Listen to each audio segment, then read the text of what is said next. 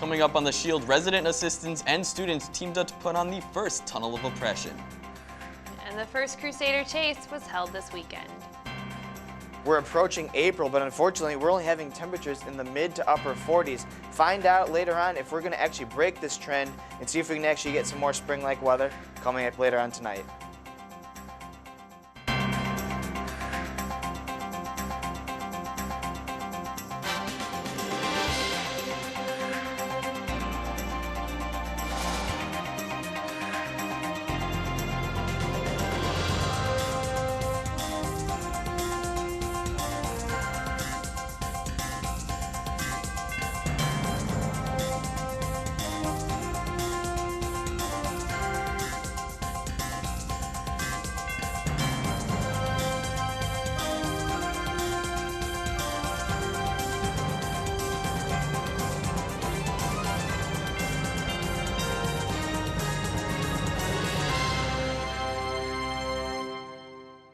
The first ever Mr. and Miss Greek were crowned. I'm Justin Thompson-Gee. And I'm Lauren Winnie-Gottbreath. That story is first here on The Shield. As part of their philanthropy, Reading is Fundamental, the women of Kappa Kappa Gamma sorority held their second annual Mr. and Mrs. Greek competition at Valparaiso University. The competition was intended for students involved in Greek life to compete against one another for the top prize of being Mr. or Miss Greek. Each fraternity and sorority nominated one member to represent them at the event. Categories for the competition included formal wear, interview question and answer, and talent. VUTV's very own Brendan Kinney sang his rendition of Friday. Take a look. It's Friday, Friday, gonna get down on Friday. At the end of the competition, Sigma Phi Epsilon's Dane Kallstrom won Mr. Greek with his musical talents, and Kappa Delta's Molly Gramza took home Miss Greek after her singing talent. Wizards, witches, and house elves were roaming around campus this weekend. From where we go to the Shield's Mandy Rathjen. Harry Potter fans rejoiced when the English Honors Society, Sigma Tau Delta, announced a week celebrating the wizarding world. Every year we have a literary ball, and this year we decided to try and get a few more people out than usual, and we decided that Harry Potter is our last chance. 7th movie's coming out, so why not? Monday night opened the week with a debate centered around Harry Potter as a literal work. The guest speakers argued over whether or not Harry Potter could still be used in schools because, despite any literary value, many people still read the book for trivial facts and tend to get carried away by the fantasy. Other debate topics included whether or not J.K. Rowling was killing off characters for the good of the story or in consideration of her fans, as well as whether or not she intended the novels to become so commercialized. Thursday night continued the week with a viewing of the 6th Harry Potter movie, Harry Potter and the Half-Blood Prince, and Saturday finished with the Yule Ball held in the refectory. The night included readings of the books, games, and even food modeled after the series, such as cockroach clusters and a Felix Felici punch. Sigma Tau Delta holds literary weeks every year with different themes, so be sure to keep an eye out for next year's. For The Shield, I'm Mandy Rathjen. Thanks, Mandy. Keep on the lookout for more Sigma Tau Delta events in the future. The search committee for a new university pastor with an ELCA affiliation has come one step closer. Last week, the final 2 candidates for the position made their way to campus to lead morning prayer and then participated in an open forum. Pastor Laura Thielander was on campus on Tuesday, and Pastor Katie Hins-Shaw arrived on Thursday. The university is looking to replace a position left open by last year's death of Pastor Darlene Grega.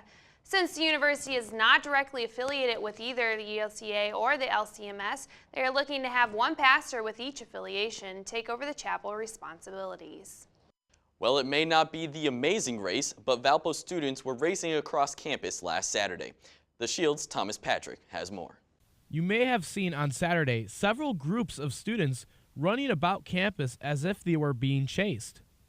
But they are not being chased, they are the ones chasing. The Crusader Chase is hosted by the Student Alumni Association in honor of the late Hudson Evans. The Crusader Chase is an amazing race type of contest where students have to decipher clues, go to various destinations on campus, and complete a variety of tasks relating to the school. It's everywhere. It ranges from everywhere on campus. Locations stretched from the West Fraternity Houses to Gellerson Hall. And challenges included forging President Heckler's signature and having him verify it in Kretzmann Hall, singing the fight song in front of the VUCA, and building an egg drop in front of Gellerson. Valpo has crazy weather. I think we're all prepared for it, so I think they'll be okay. And these teams were sprinting all across campus. Far too fast for myself to keep up with. Oh yeah, most definitely. If they're true Crusaders, they'll keep going. The winner will take home $50 of cold hard cash. Second place gets a $25 gift card to Target. Third is a $15 gift card to Noodles & Company. And the Spirit Award gets a $5 gift certificate to Jimmy John's. So if you see a frantic group of runners, you may want to step aside. Reporting for The Shield, I'm Thomas Patrick. Thanks, Thomas. The cold weather certainly did not stop these Crusaders one little bit.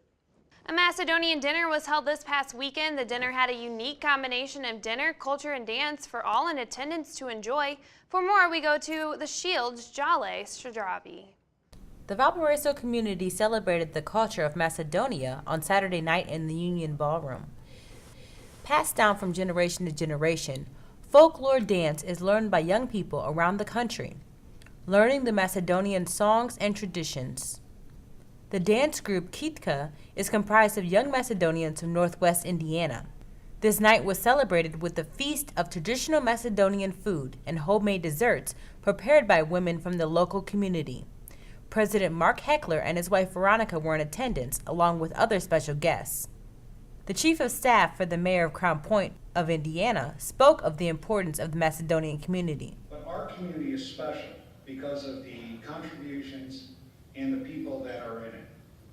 The Macedonian community is a community that is so rich in tradition and in culture that it greatly impacts our community as a whole. The city of Crown Point is what it is because of its community. And this community is rich with the Macedonian tradition. For The Shield, I'm Jale Sadravi. Thanks, Jale. If students desire more Macedonian culture, a large Macedonian culture group exists in Crown Point, Indiana, just west of Valparaiso. We're going to go ahead and take a quick break. When we come back, we'll have more local news and sports and a look at the rest of the week's weather.